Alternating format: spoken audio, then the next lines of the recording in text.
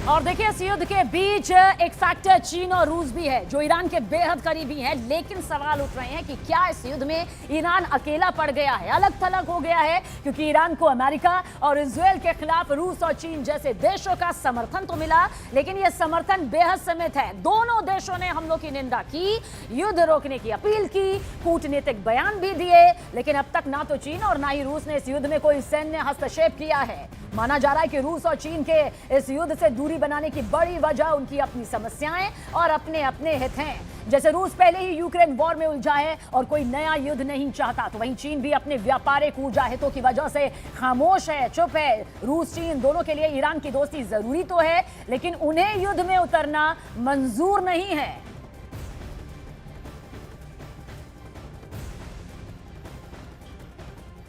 और जल्द war breaking भी अब तक पहुंचा दे लेबनान के बालबेक से है, जहां पर एयर स्ट्राइक दोस्त इलाके में हुआ, भारी नुकसान भी सामने आया है। एयर स्ट्राइक में देखिए इमारतें बुरी तरह से तबाह हो चुकी हैं। ईरान में हुए हमले में 3000 से ज्यादा इमारतें तबाह हो चुकी हैं। देखिए इस युद्ध में जो नुकसान हो रहा है उसे लेकर विश्लेषक एक्सपर्ट्स कह रहे हैं कि दशकों दशक पीछे ये जा रहा है। ये वो इमारतें हैं जो बेहद मजबूत और इस शहर की अपनी शान रही हैं, लेकिन अब पलक झपकते ही इनका खात्मा हो रहा है। और ये तबाही का वो मंजर है जिसमें जीतेगा कौन, हारेगा कौन, ये तो बाद की बात होगी, लेकिन इससे उभरने में दशकों दशक लग जाएंगे, इतना तय यहाँ पर माना जा रहा है। और हजारों इमारतें, 3000 से ज्यादा इमारतें देखिए बताया जा रहा है कि तबाह हो चुकी है। ये ईरान की धरती है जो कांप रही है, जो इस वक्त तबाही के इस मंजर को झेल रही है। ईरान भी हमले कर रहा है, नुकसान पहुंचा रहा है, लेकिन जाहिर सी बात है ईरान को जिस कदर इस वक्त नुकसान हो रहा है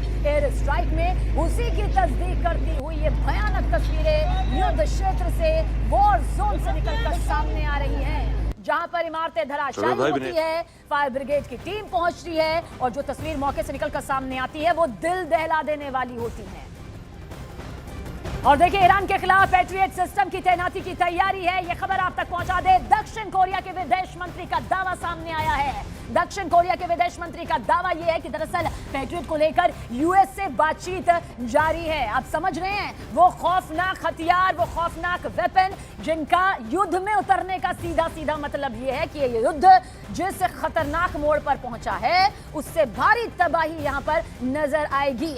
कुछ विश्लेषक तो इसे तीसरे विश्व युद्ध की आहट के तौर पर भी यहां पर देख रहे हैं, क्योंकि अभी यह युद्ध महायुद्ध में तब्दील हुआ है। लेकिन बड़ा सवाल यह है कि अगर किसी तरह से यह परमाणु युद्ध में तब्दील हुआ तो फिर अंदाजा लगाना मुश्किल नहीं है, जिस तबाही को सोचकर ही रूह कांप उठती है। फिलहाल दक्षिण कोरिया के विदेश मंत्री का यह बहुत बड़ा दावा सामने आ रहा है, पैट्रियट को लेकर यूएस से बातचीत यहां पर जारी है। और आप समझिए, अगर पैट्रियट सिस्टम की तैनाती की तैयारी यहां पर ईरान के खिलाफ होती है तो बहुत ही बड़ा नुकसान यहां पर भयंकर तबाही के तौर पर नजर आएगा।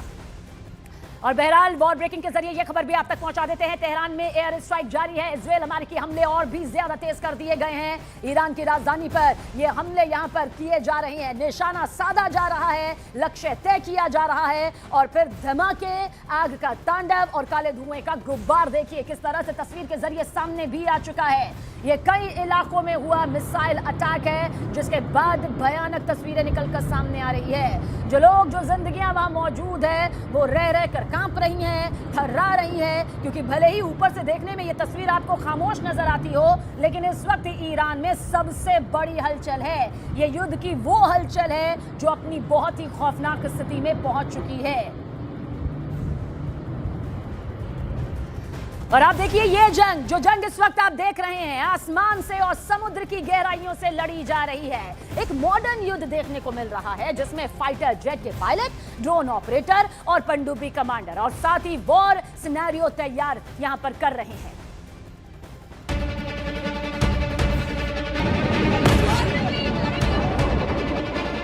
जंग के शुरुआती दिनों में अमेरिकी वायुसेना ने ईरान के अंदर लगातार हमले किए।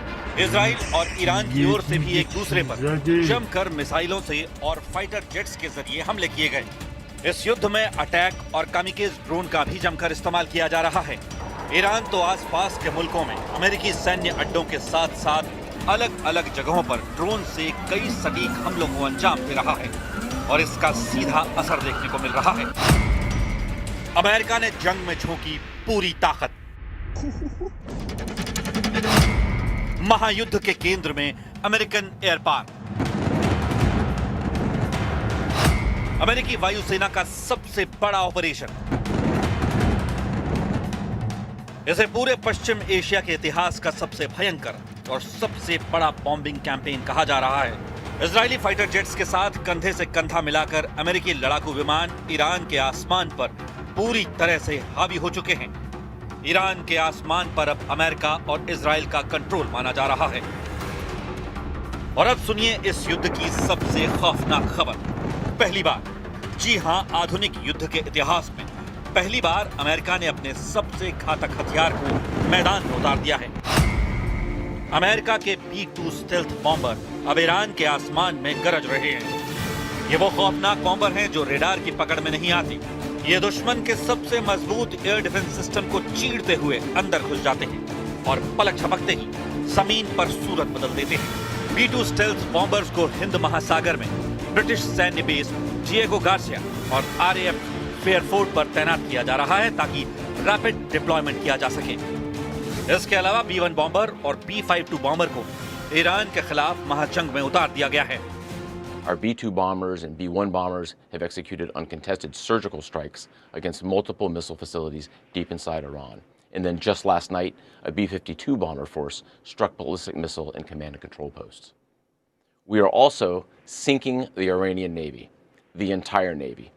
Thus far, we've destroyed 17 Iranian ships, including the most operational Iranian submarine that now has a hole in its side. For decades, the Iranian regime has harassed international shipping. Today, there's not a single Iranian ship underway in the Arabian Gulf, Strait of Hormuz, or Gulf of Oman, and we will not stop. We will continue to conduct dynamic targeting operations. We're hunting Iran's last remaining mobile ballistic missile launchers to eliminate what I would characterize as their lingering launch capability. Now, in retaliation, the Iranian regime has launched over 500 ballistic missiles and over 2,000 drones. To be clear, Iran is indiscriminately targeting civilians as they launch these missiles and drones. ये इस बात का सबसे बड़ा सबूत है कि Washington इस युद्ध को जल्दी खत्म करने के मूड में नहीं है। अमेरिका एक बहुत लंबे एयर कैंपेन की तैयारी कर चुका है। डिएगो गार्सिया और ब्रिटिश बेस पर इन बॉम्बर्स की तैनाती ये बताती है कि अमेरिका का पूरा ग्लोबल मिलिट्री सिस्टम अब इस जंग के लिए अलाइन हो चुका है, सेट हो चुका है। एक इंटरनल रिपोर्ट में साफ कहा गया है कि B-2 बॉम्बर्स कुछ ही दिनों के भीतर ब्रिटिश बेस पर पहुंच रहे हैं। इसका मतलब साफ है, अमेरिका अब ईरान को कोई मौका नहीं देना चाहता। आसमान से सिर्फ बम नहीं गिर रहे हैं, बल्कि अमेरिका ने एक ऐसे नए हथियार का इस्तेमाल किया है जिसने ईरान की कमर तोड़ कर रख दी है। इस महायुद्ध में अमेरिका ने पहली बार अपनी प्रिसिजन स्ट्राइक मिसाइल यानी प्रिज्म का इस्तेमाल किया है। ये एक नेक्स्ट जनरेशन बैलिस्टिक मिसाइल है जिसे हाइमार्स सिस्टम से फायर किया जाता है। इस मिसाइल ने ईरान के बहुत अंदर तक घुसकर उनके डीप टारगेट्स को तबाह कर दिया है। इस मिसाइल की रेंज 500 किलोमीटर से ज्यादा है। इस मिसाइल का पहली बार किसी युद्ध में इस्तेमाल किया गया है। अमेरिका बिना अपने सैनिकों को जमीन पर उतारे दूर से ही ईरान को खाक में मिलाने का प्लान बना चुका है। अमेरिका बिना ग्राउंड ट्रूप्स भेजे लंबी दूरी से हाई प्रिसिजन अटैक कर रहा है। अमेरिका के सेंट्रल कमांड की रिपोर्ट्स डराने वाली है। सेंटकॉम का दावा है कि अमेरिका और इजराइल की सेनाओं ने ईरान के आसमान पर टोटल कंट्रोल यानी पूरी तरह से कब्जा कर लिया है। सेंटकॉम की रिपोर्ट में जो शब्द इस्तेमाल किए गए हैं वो सुनिए। उन्होंने कहा कि वो पूरा दिन मौत और तबाही बरसाने की ताकत हासिल कर चुके हैं। ये कोई मामूली बयान नहीं है, ये सीधे तौर पर ईरान के वजूद को मिटाने का ऐलान करता है। लेकिन तस्वीर का दूसरा पहलू और भी खौफनाक है। इजराइल की वायुसेना सिर्फ डिफेंस मोड में नहीं है। इजराइल पूरे रीजन में, पूरे मिडिल ईस्ट में आक्रामक और लगातार हमले कर रहा है। इजरायली फाइटर जेट्स का टारगेट सिर्फ एक नहीं है, वो ईरान के missile launchers, air defence system, command centre और IRGC के ठिकानों को चुन चुन कर निशाना बना रहे हैं। वीडियोस सामने आ रहे हैं जिनमें इजरायली फाइटर जेट्स ईरान की तरफ बढ़ते नजर आ रहे हैं। इजराइल की सेना ने खुद कंफर्म किया है कि उन्होंने पश्चिमी और मध्य ईरान को दर्जनों बैलिस्टिक मिसाइल साइट्स और एयर डिफेंस इंस्टॉलेशंस को पूरी तरह तबाह कर दिया है।